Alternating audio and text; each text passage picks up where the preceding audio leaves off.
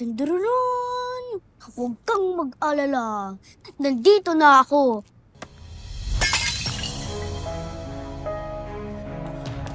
Jesus, Mary, and Joseph, my vase!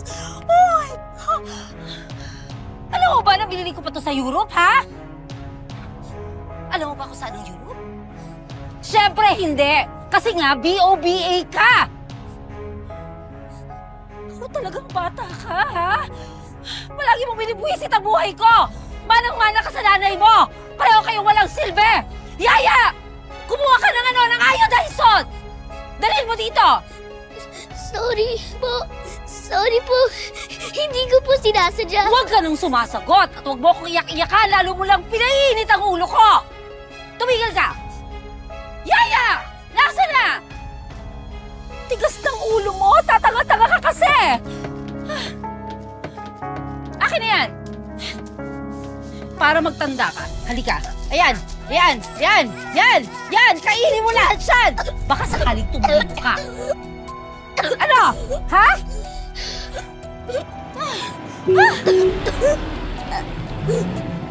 Oh, huwag mo akong artihan. Tumahimik ka.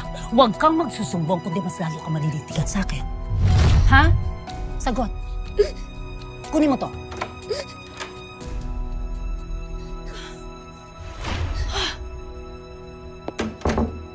OMG! My gosh! Anak, anong ginawa mo? Bakit mo naman kinain itong iodized salt? Anong akala mo, powdered milk? No, it's not! O, ayun, tignan mo, naiiyak ko tuloy ito. Sobrang alat. Lilinisin, ano nangyari? Oo, lilinisin ko siya. Sige, alika, mag-gargle tayo, anak. Alika rito, Diyos ko. Puro at sinatong kamay ko. Alika, I'll bring you to Lolo Julio. Ha? Maraming chocolates doon. Come on. Gargle muna tayo, anak. Alika dito, magbumbog tayo. Come with me. Come, come, come. Baby girl. Oh, such a good girl.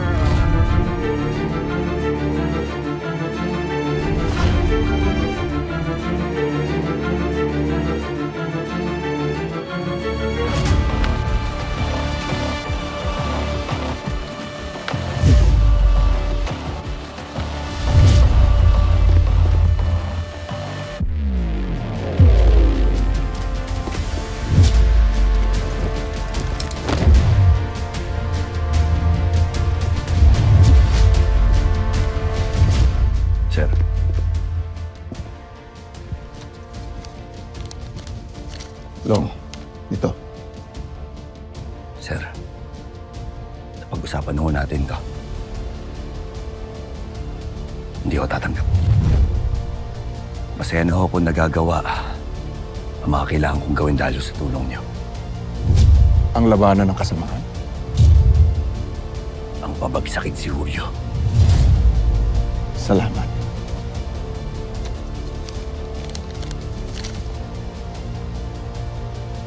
Dahil malinaw na sa'yo kung bakit natin ginagawa ito. May importante kang dapat malaman. So ano, Mayor? Nahanap na ba si Luna? Huwag kayong mag-alala. Konting oras na lang at mahahanap ko na ang anak niyo. Okay. Good. Pero just make sure to keep it a secret. Dahil, Mayor, pag may ibang nakaalam, alam mo na kung ano mangyayari sa'yo sa susunod na eleksyon.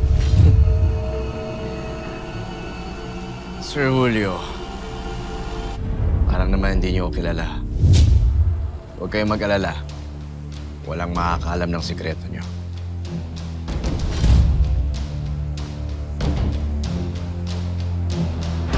Nahanap ko na ang iba pang mga malalaking negosyo ni Julio. Itutuloy pa rin natin itong ginagawa natin. Pababagsakin natin ang mga kakampi niya at lahat ng mga negosyo niya. At kapag wala na ang lahat ng ito sa kanya, yun ang tamang panahon para sugurin siya. Tama. Pero sa ngayon, sigurado akong nangangatog na sa takot yan si Julio. Nauubos na ang mga kaibigan niya at isusunod naman natin ang mga alagad niya.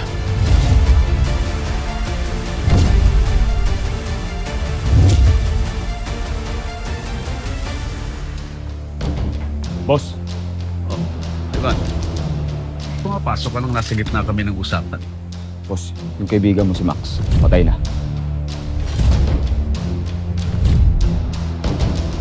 Patay na. Labas nyo na yung mga bata. Parang awa mo na! Huwag niyo pong nasaktan kapatid ko! Huwag ka sa akin makiusap! Di dyan sa demonyong katabi mo!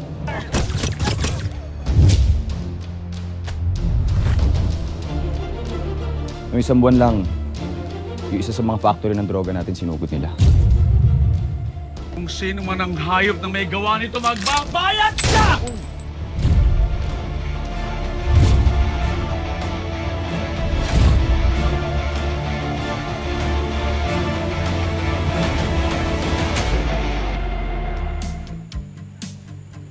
Oh, ito yung martilyo.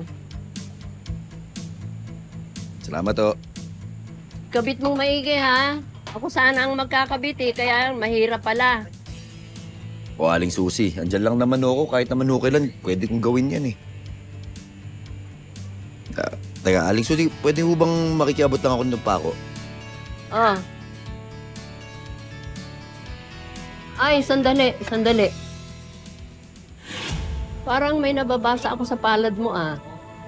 Di mo na itatanong, marunong akong bumasa ng kapalaran ng tao. Nagtataka lang ako sa iyo. Para kang nasa usok. Ang dami mong hinahanap, pero ang dami mo pa rin hindi nakikita. Parang yung tatay mo. Aling Susi, wala na akong tatay, matagal na akong patay. Hindi. Yung totoong tatay mo.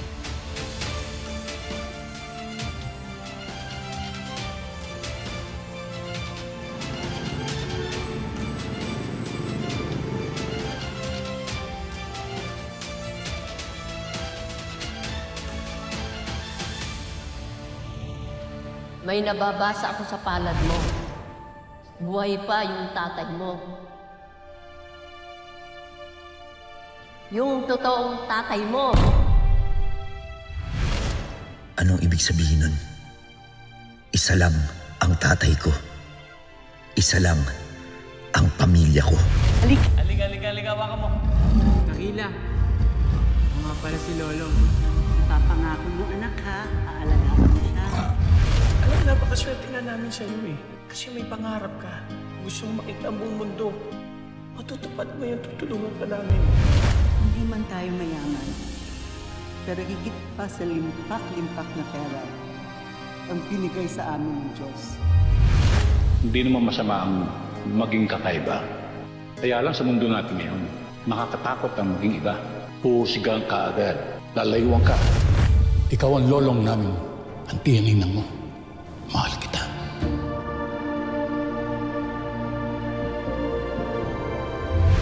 Isa lang ang mahihiling ko sa'yo, ha?